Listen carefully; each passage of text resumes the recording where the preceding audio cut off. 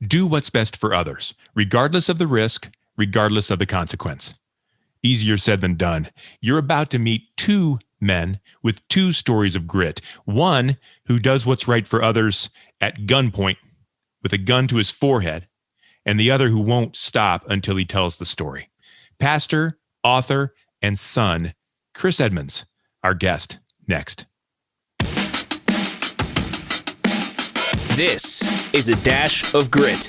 Recipes for success from courageous leaders who overcome challenges and build great things. Now, podcasting from Spire to leaders in local communities like yours, here is Brian Leflock. And let's get cooking. Folks, I can't wait to talk to our guest today. And let me tell you why. A couple of weeks ago, I read a book. The book was called No Surrender, written by our guest, Pastor Chris Edmonds. And it was about his father. He's going to tell you about it in just a little bit. But it was more, for me, about the idea of a son wanting to know more about his father and not quitting, not stopping, not giving in until not only did he know more about his father, this hero you're about to meet, but he was able to move his legacy forward to impact many, many more people. The story ends in front of President Obama and goes even further than that. And so you're about to hear a most amazing story about heroism, but also entrepreneurialistic spirit. And as you know, on Dash of Grit, that's what we deal with here, is the pain that goes into that. And so I want to introduce you to our guest on Dash of Grit today. It's Pastor Chris Edmonds. He is the author of No Surrender. This is the book I read and loved, A Father, a Son, and an Extraordinary Act of Heroism that Continues to Live On Today. That's the title of the book. He's also pastor of Piney Grove Church in Maryville, Tennessee, and he's going to tell you about an organization he created called Roddy's Code. Ladies and gentlemen, welcome to Dash of Grit, Pastor Chris Edmonds. Well, thank you, Brian. It's a pleasure to be with you, and so grateful to be able to share about Roddy's Code and about my father. I'm excited for you to talk about it. And let's just dive right in. I've talked enough. I want to hear from you. We like to start the show talking about success. And your story is about a World War II veteran who impacted his people through heroism and through courageousness and just the inability to quit, looking out for others. But there's also a story about you uncovering this information. So can you take a little bit of time? Let us know a little bit about the story. Let us know a little bit about your father, but also tell us about success, perhaps success about the book, things that you're really proud of after you've done some of this work. Go ahead and brag a little bit about No Surrender and yourself. Let's hear from you, sir. Well, thank you, Brian. I want to brag on God first, because without God, I would not have known this. And so all that's been accomplished, he really has done. But he put the spark in my heart and the drive in my soul to go look to discover what happened to Dad. I knew as a kid and as a teenager and even college student that Dad had been in World War II, that he had served well, but he'd been captured in the Battle of the Bulge. But that's all we knew as a family. He never talked about it. Even when I would ask him, when I was a college-age kid, obviously I'm digging into stuff and I'm thinking more about life. And so I'm asking him, and he had written or kept two journals while he was in World War II. And I pulled those out, sat down with him and said, Dad, tell me about some of this. Some of this stuff doesn't make a whole lot of sense. It's just cryptic notes. So when you got the dash mark and dogs, what happened there? Yeah. Nothing. He would tell me nothing.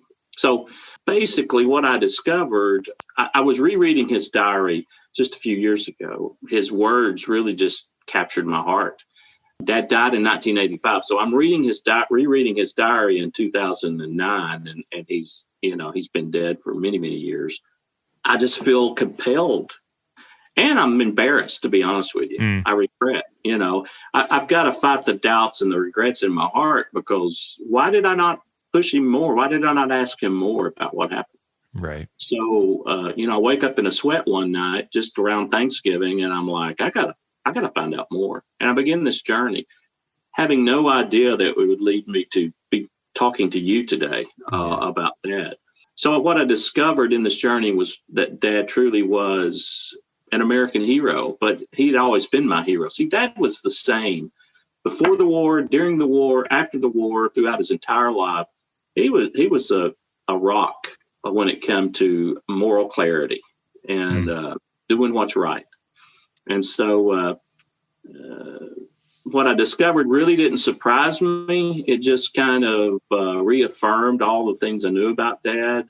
But it did surprise me because of what he did and how he did it. Well, and that's what I was going to add. You should be surprised. I think someone like me that casually read the story out of nowhere, you lived it and you saw it, and you didn't live the story, but you lived the research of it. What your father did was remarkable, and not something that I don't think I could have done. I don't think many people could have done, even if we had wanted to. And I think maybe you can share that a little bit of a quick story of what he did, but it can't be undersold how valuable he was to society as a whole, and all the people that he saved and all the lives that still are impacted because of his thing. So I'll let you go ahead and talk, but I wanted to jump in and say that the tears that were on my eyes while I read the book, your father was remarkable in at least many ways.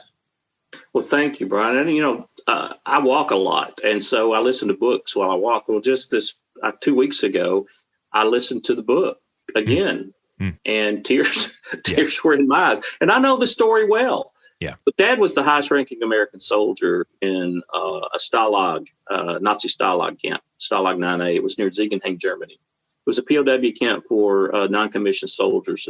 And all of these soldiers had been captured in the Battle of the Bulge. And it was near the end of the war, late January 1945. The Nazis sadly had strict anti-Jew policies, even in the POW camps, and they would segregate Jewish men from non-Jews, and they would send them to really their certain death in concentration camps, labor camps. Even the Army told American Jewish soldiers to destroy their dog tags and never mention their Jewish identity. So long story short is they were all in this camp. The second day into the camp, Dad being the highest ranking officer, he received orders from the Germans late January 26th that evening that the following morning he was to send only the Jewish men to the morning's roll call. And without hesitation, Dad turned to his men in his barracks and he said, "We're not doing that. Tomorrow we all fall out." And they sent word to the other barracks. That's what they did. Obviously, it was freezing cold that January 27, 1945. And as the Nazi commander approached, he was from high command. He wasn't the commandant of the camp. He had issued the orders for the Jews. He was stunned. He couldn't believe his eyes. All the Americans, nearly 1,300 soldiers, were standing in sharp formation. And so the German major, he rushed over to my father. He gets up into his face and he screams, "They can't all be Jews." To which my father declares, "We're all Jews here." Yes, which, what a line, and what bravery to say that. And so the Nazi turned blood red. He lunged forward. He pressed his pistol hard into my father's head, and he screamed one last chance. And he said, "Sergeant, you will order the Jews to step forward, or I will shoot you right now." Well, by this point, Dad and his men had faced a brutal battle of the Bulge, death march, bombing while imprisoned in a boxcar, 40 days of starvation, being beaten, stripped of their dignity. And he did share one word with me: "Son, we were humiliated." Well, I could tell you there's much more in the book, but Dad stood strong and fearless. And so finally he spoke with the gun to his head, and he spoke calmly. And his big booming voice that he had, "Major, if you shoot me, you will have to kill all of us because we know who you are." And then he went on and he said, "And you'll be tried for war crimes when we win this war." I love that part. When we win this war. And then he added the truth of the matter to that. He tacked on, and Dad was great about seeing clearly other people and knowing the truth. He said, "And you will pay." Basically, he's saying you'll regret this the rest of your life. All of that with a gun against his head and a Nazi behind the trigger who has probably pulled that trigger 100 times before, not even thinking about it. Exactly. And what I discovered as I started this, deeper into this journey, and we didn't know who Major Ziegman was until probably 3 months before the book was published. I mean, we knew his name. I thought maybe his name was wrong. I looked at every spelling you could find of this man. Bottom line was we found his description and who he was and why there was much out there on him in some French documents written in French because the French had responsibility for the Americans in POW camps. And so they had a lot of French prisoners in this particular POW camp.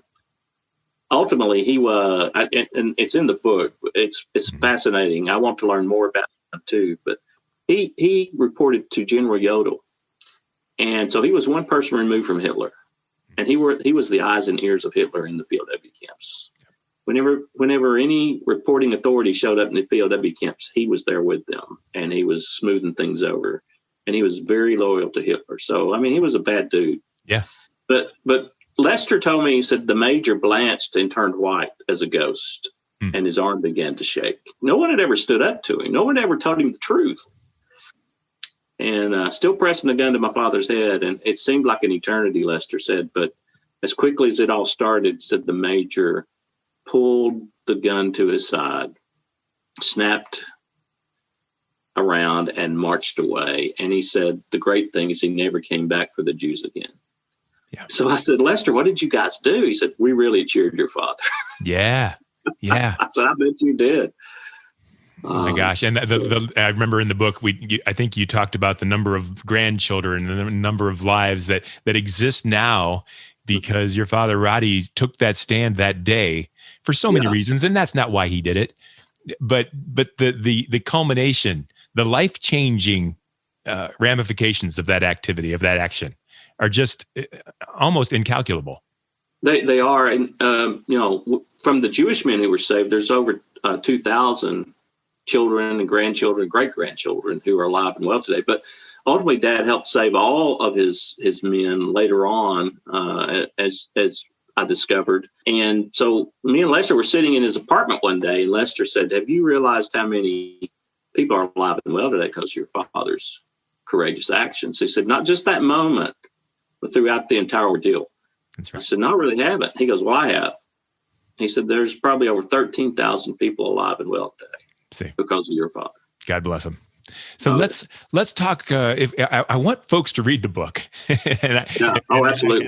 And I remember as I read it, every single word standing out to me in so many ways. But I want to talk to you about the research and the life-changing aspects of what that meant for you and the things that you had to do to overcome to be able to tell this story. And I think before we get into that, can you tell me a little bit about the success of the book, maybe a little bit about some of the awards that we didn't do it for awards, but your father has been awarded very well in important ways.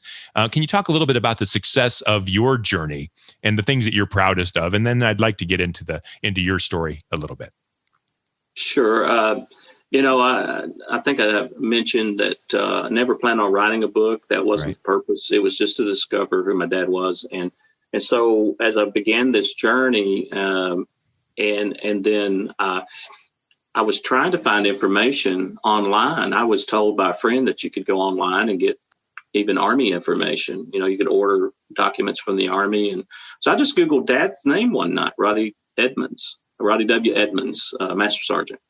And the first link that came up was a New York Times article. Well, in the article, which had been written just a few months before, Lester Tanner was in this article, and he's talking about his life. He lived an incredible, I could write a book on Lester. He lived an incredible life as well. Yeah. And ultimately in 1980, he had sold his townhouse to President Nixon. And he did it because of what happened in the POW camp, because it was the right thing to do. He said, I'm a Democrat. I didn't agree with any of his policies, but New York City was blackballing the president and didn't want anybody. No one wanted him to be their neighbor. And he said, that wasn't right. And I wanted to do the right thing. So he sold his townhouse to the president. Well, they're interviewing in 2008 about this. And so I read it. I'm sitting at my computer and I'm reading this. And he says, had it not been for the courage of my Master Sergeant, Roddy Edmonds, I would have never met the president. He saved my life. I was like, what? So that really sparked the journey even further. Yeah. I met Lester. Lester told me for the first time in 2013. So most of everything that's in the book, 90% or more, I didn't know until 2013 and after, which has been a blessing. After the meeting with Lester, he said, hey, and he put us up in the Harvard Club for a week because, anyway. That kind of sounded like a Beverly Hillbillies moment or something when I read it in the book. It's like, okay, here we are. I could tell you some hillbilly stuff on that. Anyway, so Lester said, do you know your congressman? I said, yes, I do. He said, well, you should. He said, I think your father's deserving of the Medal of Honor. You should talk to your congressman about that. So that's what really has sparked the journey from discovering who Dad was, what he did, meeting other POWs, but also the book, 2 documentaries, and the book is award-winning. This is the Christopher Award, which I'm very proud of. We just won that for this year. Good. And it's a very prestigious award, and it's an award that picks out projects or books or songs or movies that help shine a light in the darkness. Yeah. And so that's this book. And the greatest award that Dad has received to this point, our honor, is Righteous Among the Nations. You know, the same as Schindler and Sugihara and others. And being able to meet President Obama and Steven Spielberg at the ceremony, and Ambassador Dermer and Prime Minister Netanyahu, and just, world leaders, to know that Dad's story has touched 3 presidents, and, President Trump at the Veterans Parade last year shared Dad's story. Did he? And Lester was there. My daughters and their husbands were there. I was on a speaking tour with high school students, so I couldn't be there. I wanted to be there, but I already made a commitment to high school students, so I was there. But I was interviewed on Fox. It's just it's been amazing. The journey has been pretty amazing. And so that's the part. And I think our listeners want to hear more about your father.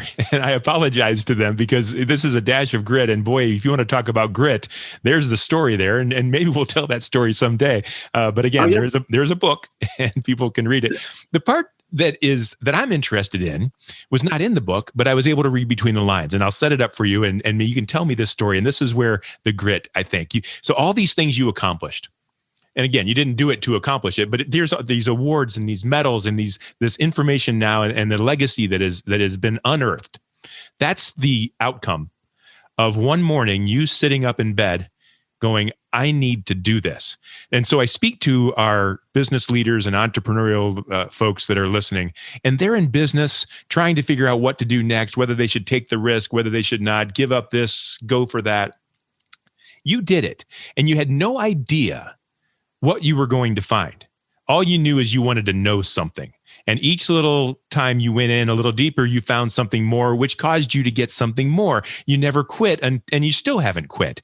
And so can you talk to us about the grit that you were able to show from this moment where you're like, okay, I'm going to do it, and I have no idea what I'm going to do or what I'm going to find. I'm interested in that part of your life and how you actually decided to take this bull by the reins and go. Well, I'm a lot like Dad. I'm driven by my faith and passion for that, and I just felt compelled to find out about the story, and then the story became my story. His story became my story, and life. His life was intertwined with my life, and so I left a full-time job, a job that I loved. I was executive director of a nonprofit in Knoxville, Tennessee, that mentors middle school students throughout the school system. And we meet with them every week in a club setting, and then we get take them to camp, and we build friendships with college students. That's who kind of does the work. So the bottom line, go ahead. Well, so I'm interested. We've all got families.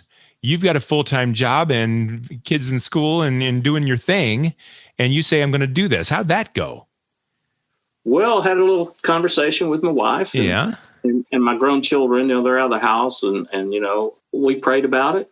Yeah. And we felt good about it, even though I was scared to death. It's not my personality to do that. I'm kind of an administrative guy. Okay. If God needs help in fixing something, I can help him. I'm the nuts and bolts kind of guy, but I'm not the big picture visionary, jump out and basically, I've described this to my friends and other family members and anybody that would ask. It's like being dropped in the middle of the ocean, and you plunge down a few feet, and then you come back up, and then you're like, where's land? Where you don't have any idea which way do I swim? And I fell into that ocean, jumped into that ocean, and started swimming. And I knew I needed support financially. I quit a full-time job making really pretty good money, benefits. And so had 3 partners come along with me. Lester was one of them. Grateful for his leadership, but they wrote a check because I'd figured out how much money I would potentially need to get this thing kicked off for a year and a half. And they wrote a check. 3 of them, my brother-in-law, and then a longtime friend. All these men knew my dad in years past. Mm-hmm. So they weren't that unknown to him at all. But they wrote checks, and they've all received 4-fold, 5-fold the check they wrote, and so that helped me get to, it's been a success. Yeah. But there were so many, you want to say sharks in the water, so many hurricanes come through, riptides, all those kinds of things happened. And it's still, if you're an entrepreneur and you got a passion and a drive to do something, I say go for it, because you'll regret it the rest of your life. Yeah. And you got to jump into the ocean. And of course, my life raft is God and also my partners. Now I've bought them out now at this point. So, they've helped me get this moving forward. But yet now we're dealing with the big, I don't know if I want to call it a shark or a school of sharks. It's COVID, that's been a hard one for everybody. Yeah. I had several. Part of what I do is I go speak, and then I get paid to do that. Well, those all shut down. Yeah. The book has done really well, and it's continuing to gather momentum and steam. And Collins Harper One has been fabulous, great publisher, and they have taken the book for the long haul. I mean, they're continuing to promote it and publicize it. And it's in Young Readers Edition. It's in Audible Edition. It's on CD. I mean, they've gone all out, and I really appreciate it. One of the great things that I think about your story is, much like you say, jumping in the ocean. The ocean's a big thing of water, and you have no idea where you're at. And I kind of picture it as, hey, go out and dig a hole somewhere and hope you find something. That's the way I kind of felt this way. Can you give us some idea of hurdles that came up immediately?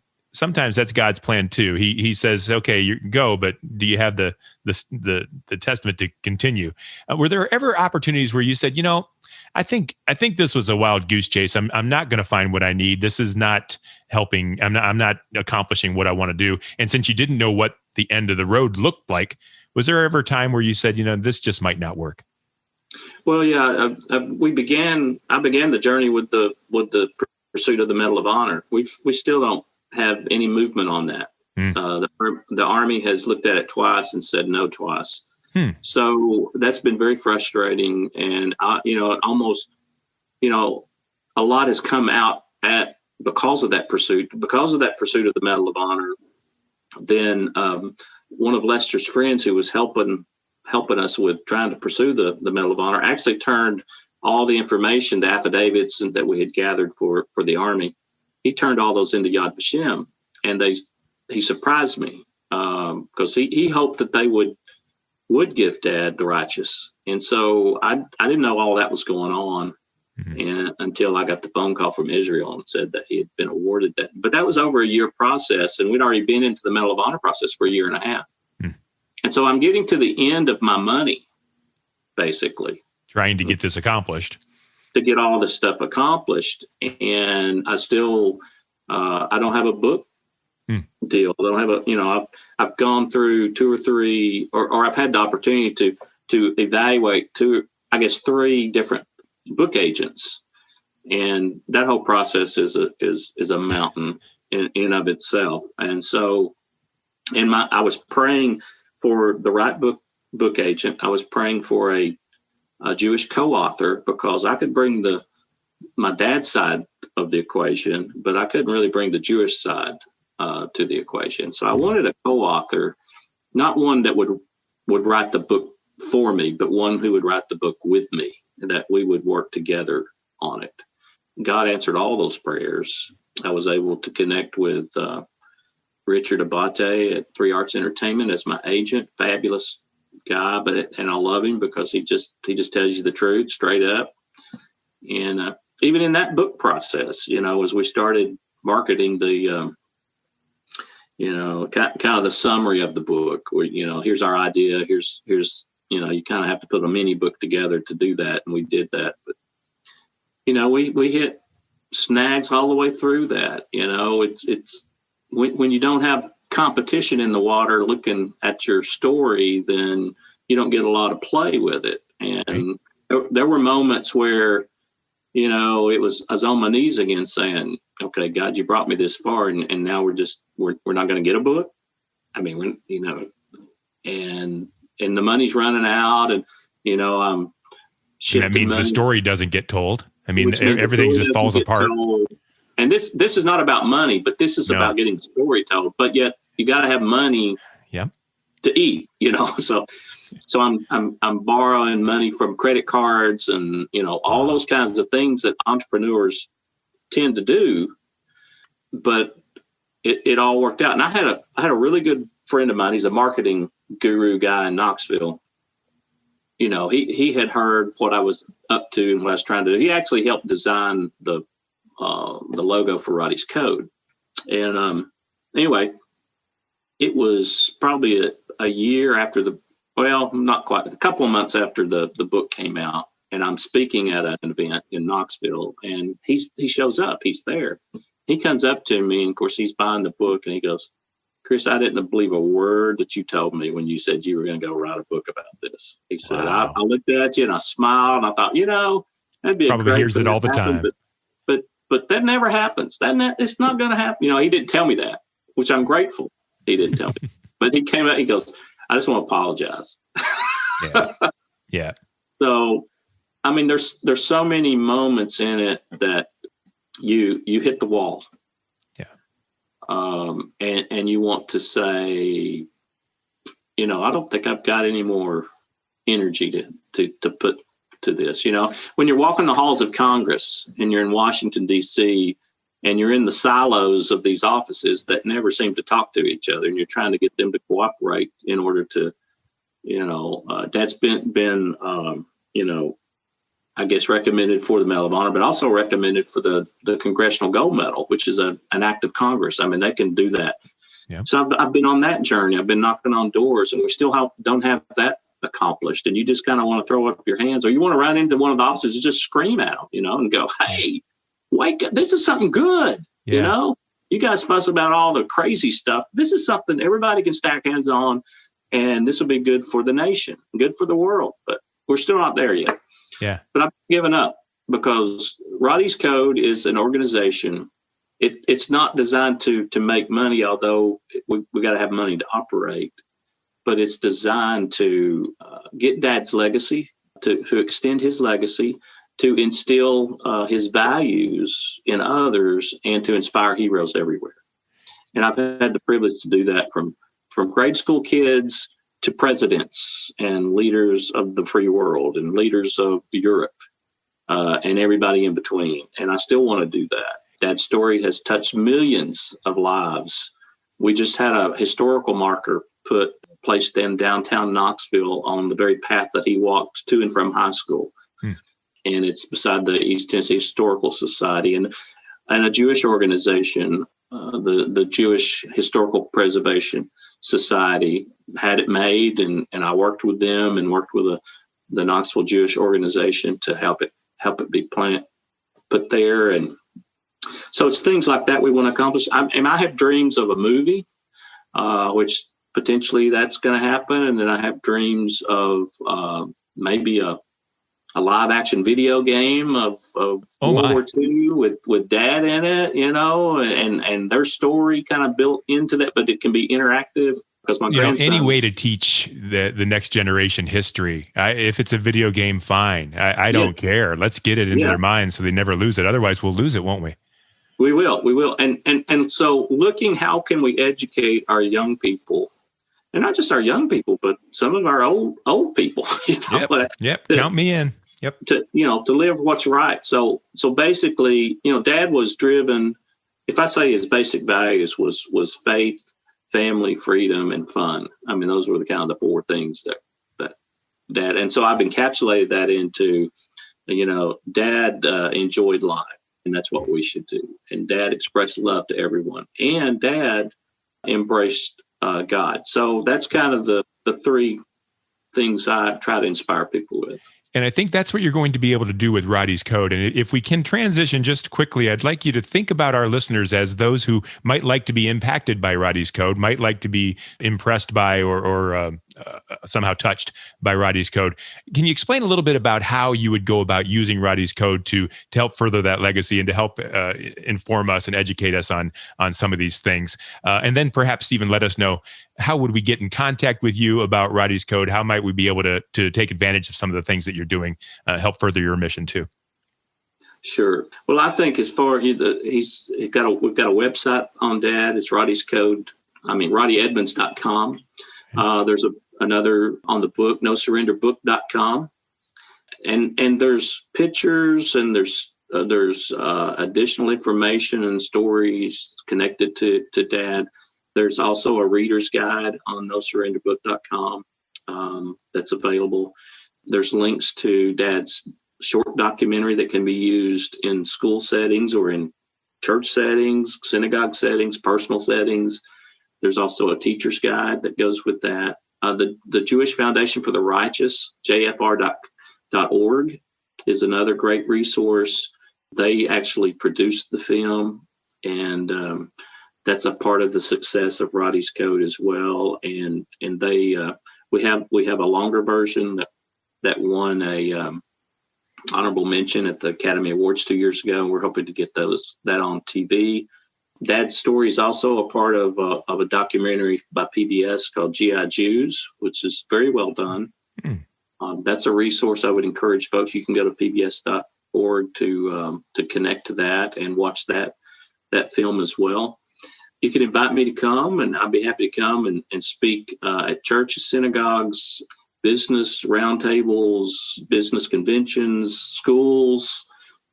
I have some groups that bring me in, and I hit all those at once. I'm there for 3 or 4 days, and I'm going everywhere under the sun. But interviews like you on podcast, I've been on a variety. I can't name the number of media outlets that I've appeared on and talked about Dad. But the main thing is to get Dad's values. Bottom line is doing what's right for others. Yeah. And Lester said from that moment on, he decided that he was going to do what's right for others, regardless of the risk, regardless of the circumstances. He said it was the defining moment of his life is when Dad stood up for him. And he said, and then he grinned at me. He goes, for a New York lawyer, that's hard to do sometimes.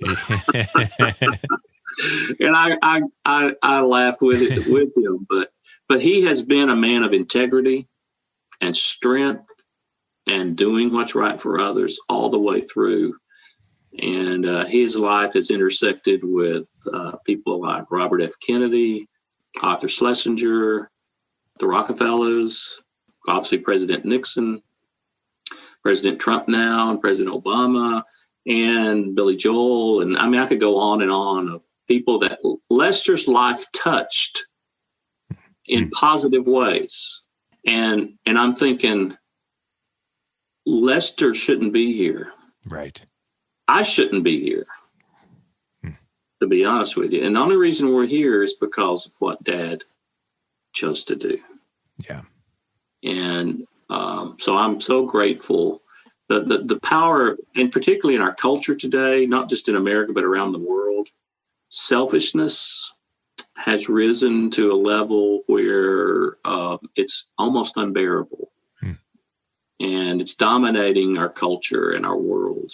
And we need selflessness to come back in vogue. And Dad's story certainly goes to the heart of selfless service to others for the good of others. I can think of no better advice given from one entrepreneur to another, and from one entrepreneur to you to another. Do what's best for others, regardless of the risk, regardless of the circumstance. And whether you're standing up for your brothers in arms, facing death, certain death, or whether you're in business trying to, for lack of better words, make a buck. You do what's right for others, regardless of the risk, regardless of the circumstance, and things will work out for everyone to that end. And I agree. I mean, I'm here talking to you because of people. Yeah. You have to treat people right. And so let's put it in Dad's vernacular in his world. He's a mid-level commander in the Army. So for him to be a great leader, he's got to be a great follower. Okay. The other thing for him to be a great leader, he's got to be a great doer and a man of action. And he always lived his life, whether in his sales career or in his Army career, take care of the troops in the trenches. That's your number one priority. Yeah. And for any leader, any entrepreneur, whether it's you and your wife or whether it's you and 1,000 others, you got to take care of the troops in the trenches, and you got to treat people right. No other way to live. Pastor Edmonds, we are out of time. So sadly, I think I want to do this again and just focus on your father. I thank you so much for impacting my life because of the story that I read. I'm so glad you're here and that thousands of others are here. And I'm so thankful for what your father did. And I'm thankful that you were able to take on the challenge and unearth that legacy and spread it to others. So thank you in a very minor way for being a part of this show, but in a very big way for all the things that you've accomplished. I really do appreciate you being a part of Dash of Grit. Well, thank you, Brian, and God bless. Thank you very much. A quick commercial for Spire Advertising, if you don't mind me taking a second. We are a marketing company that likes to make a difference for your business, doing what's right for people, no matter the risk, no matter the consequence, in a offhanded way. But we do try to make a difference. If you would like to talk with us, please check out our website, spiread.com, or you can reach me direct at Brian, Bryan, at spiread.com. I'm on LinkedIn too. That's where I met Pastor Edmonds, and I highly encourage that as a way to connect with folks. I'm Brian Lefelock, Director of Sales with Spire Advertising. Thank you again to Pastor Chris Edmonds, author of No Surrender. And thank you for tuning in. Now go show some grit and win the day. Have a nice day.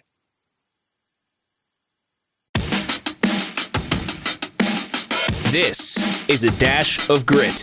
Recipes for success from courageous leaders who overcome challenges and build great things.